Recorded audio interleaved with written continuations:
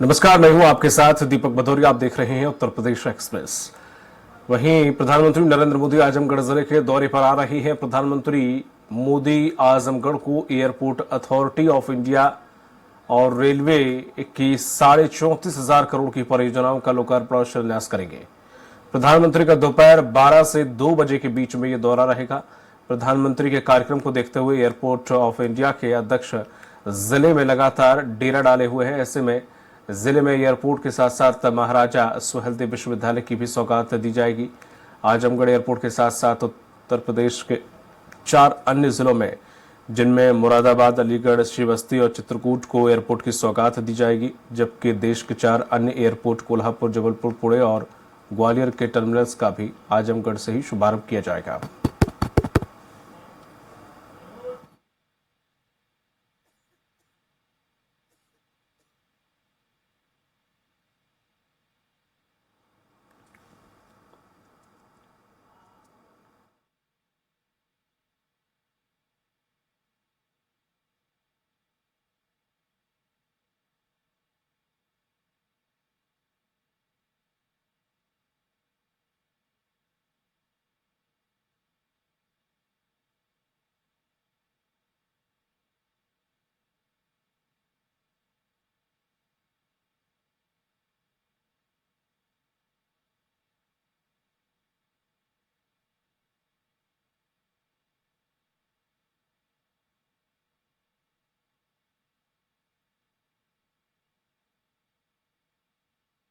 के द्वारा दी जाएगी। अधिक जानकारी के साथ जुड़ गए हैं उत्तर प्रदेश संपादक राघवेंद्र त्रिपाठी जी। त्रिपाठी जी, जिस तरह से देखा जाए आजमगढ़ के दौरे पर है, आजमगढ़ जैसा कि आपने बताया था कल भी कि कितना खास है, वाराणसी जिससे खास है वैसे उसके लगे हुए 4 जिले भी आपने बताए थे बेहद अहम है। तो ऐसे में आजमगढ़ में अगर सौगात दी जाती है, उसके अलावा अन्य जिलों को भी सौगात दी जाएगी एयरपोर्ट की, तो ऐसे में कितना अहम हो जाता है आजमगढ़, जहां पर इतना वर्चस्व कभी रहा नहीं है बीजेपी का, हमेशा से सपा का ये गढ़ रही है आजमगढ़ सीट।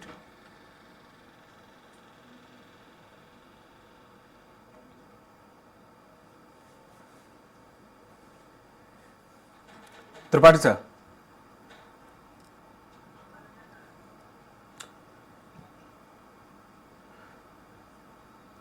लगातार हम कोशिश कर रहे हैं अपने उत्तर प्रदेश संपादक से जुड़ने की। आपको बताते चला कि आज 34,500 करोड़ की परियोजनाओं का शुभारंभ करेंगे प्रधानमंत्री मोदी। एयरपोर्ट के साथ साथ विश्वविद्यालयों की सौगात भी देंगे।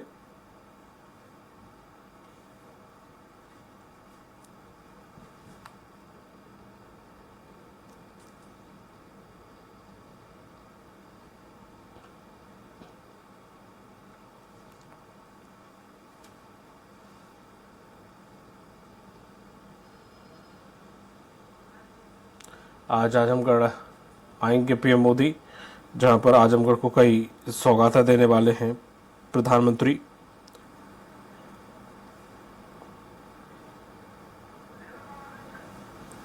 और एक बार फिर से हमारे साथ जुड़ गए हैं उत्तर प्रदेश संपादक राघवेंद्र त्रिपाठी जी। त्रिपाठी जी, जिस तरह से देखा जाए आजमगढ़ के दौरे पर रहने वाले हैं, कई सौगातें आजमगढ़ को देंगे, कितना अहम है आजमगढ़ बीजेपी के लिए, क्योंकि ये हमेशा से शायद ये सपा की सीट रही है।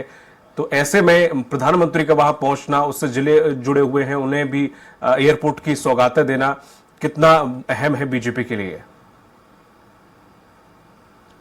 जी बिल्कुल दीपक जी, प्रधानमंत्री कल बनारस पहुंचे, रात में उन्होंने रोड शो किया, उसके बाद बाबा विश्वनाथ का दर्शन किया।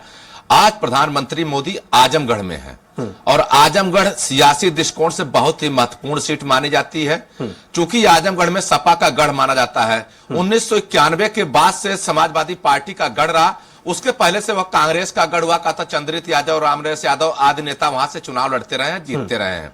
लेकिन सबसे बड़ी बात है कि जो बनारस सीट है जहां प्रधानमंत्री मोदी चुनाव लड़ते हैं, उसके आसपास की सभी सीटों पर विपक्षी दलों का कब्जा, चाहे जौनपुर हो या घोसी हो या गाजीपुर हो या लालगंज हो। ये सब 4 लोकसभा सीटें ऐसी हैं जहां पे समाजवादी पार्टी, बहुजन समाज पार्टी का कब्जा रहा है। और प्रधानमंत्री मोदी ने उत्तर प्रदेश में 80 सीटों को जीतने का जो लक्ष्य दिया है, उसको पूरा करने की एक कवायद है। क्योंकि आजमगढ़ के से अगर संदेश अच्छा जाता तो आसपास की जो सीटें हैं उस पर भारतीय जनता पार्टी को कामयाबी मिल सकती है।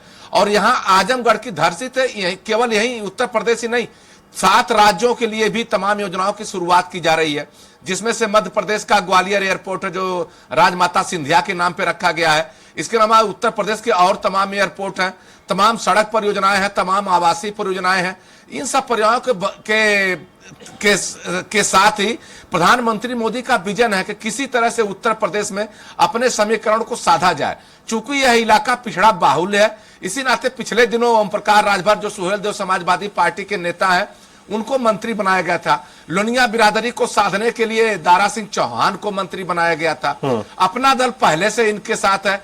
तो प्रधानमंत्री मोदी की कोशिश यही है कि विकास तो हमारा एजेंडा है ही, लेकिन कहीं न कहीं जो जाति गोलबंदी उसको भी दुरुस्त किया जाए। इसी नाते आजमगढ़ को चुना है। चूंकि आजमगढ़ समाजवादी पार्टी का गढ़ है, पूर्वांचल का महत्वपूर्ण जिला है, तमाम कई वर्षों से उपेक्षित रहा है, और इस समय भारतीय जनता पार्टी के वहां सांसद हैं दिनेश लाल यादव निरहुआ, जो भोजपुरी कलाकार भी हैं।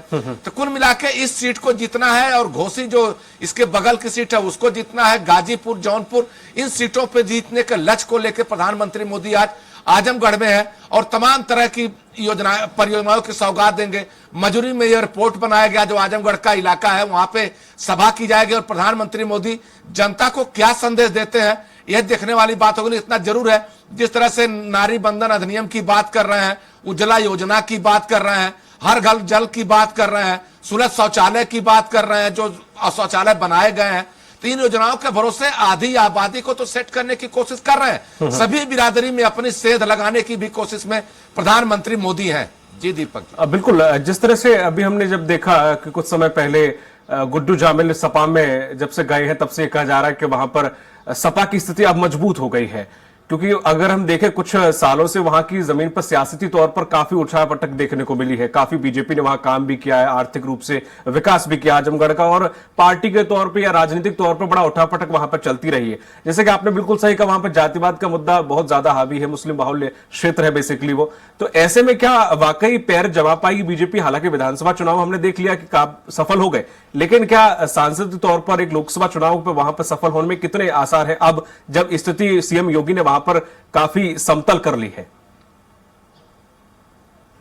जी बिल्कुल दीपक जी, आपने सही कहा। गुड्डू जमाली को जो समाजवादी पार्टी ने अपने पाले में लाया है, उसके बाद से सपा की स्थिति वहां मजबूत जरूर हुई है, और भारतीय जनता पार्टी उस जिले में कभी मजबूत नहीं रही। जब उपचुनाव हुआ था लोकसभा का, तब जाके दिनेश यादव निरहुआ वहां पे चुनाव जीते थे। अभी 2022 का जो विधानसभा चुनाव हुआ, 9 सीटें विधानसभा की हैं आजमगढ़ में, 9 पे 9 समाजवादी पार्टी के कब्जे में है। तो एक चुनौती भारतीय जनता पार्टी के लिए है। उसी चुनौती को सॉल्व करने के लिए, उसी चुनौती को हल करने के लिए, अपने समीकरण को ठीक करने के लिए प्रधानमंत्री मोदी आजमगढ़ में है। जबकि समाजवादी पार्टी के जो नेता हुआ करते, चाहे मुलायम सिंह यादव हो या अखिलेश यादव हो, जब चुनाव प्रचार की शुरुआत करते थे तो आजमगढ़ से करते थे। आज प्रधानमंत्री मोदी का एक तरह से वहां पे जनसभा करना, विकास योजनाओं, 37,000 करोड़ से अधिक की विकास योजनाओं की सौगात देना, कहीं न कहीं एक संदेश जरूर देता है कि अब प्रधानमंत्री मोदी आजमगढ़, घोसी, जौनपुर, गाजीपुर को लेकर केंद्र में है और फोकस किए हुए इन सीटों को लेकर। इसके परिणाम आगे क्या होंगे, लेकिन इतना जरूर है, जिस तरह से कवायद समाजवादी पार्टी कर रही है, अपने प्रत्याशी अभी घोषित नहीं कर पाई है, भारतीय जनता पार्टी जिस तरह से उनकी घेराबंदी कर रही है, चुनाव जरूर उस मंडल में टफ होने जा रहा है। और प्रधानमंत्री मोदी इसी लिहाज से वहां गए हैं कि विकास का नारा देकर जो जातिवादी गोलबंदी है उसे तोड़ा जाए, और भारतीय जनता पार्टी इसमें कहीं न कहीं धीरे धीरे कामयाब होती भी दिख रही है। जी दीपक जी। तमाम जानकारी साझा करने के लिए और हमसे जुड़ने के लिए आपका बहुत बहुत शुक्रिया। तो ये थे हमारे साथ उत्तर प्रदेश संपादक, जिन्होंने किस तरह से आजमगढ़ सीट अहम है बीजेपी के लिए, और किस तरह से उस सपा की सीट पर, हालांकि सेंध लोकसभा चुनाव में लग चुकी है उपचुनाव जो हुआ था, लेकिन अब वाकई उसको बरकरार रखने के लिए क्या मशक्कत करनी पड़ेगी, गुड्डू जमाली के बाद सपा में कितनी मजबूत वहां पर होती है, ये देखने वाली बात होगी। हालांकि मोदी का करिश्मा शायद वो सीट पर भी आगे भी चलता रहे।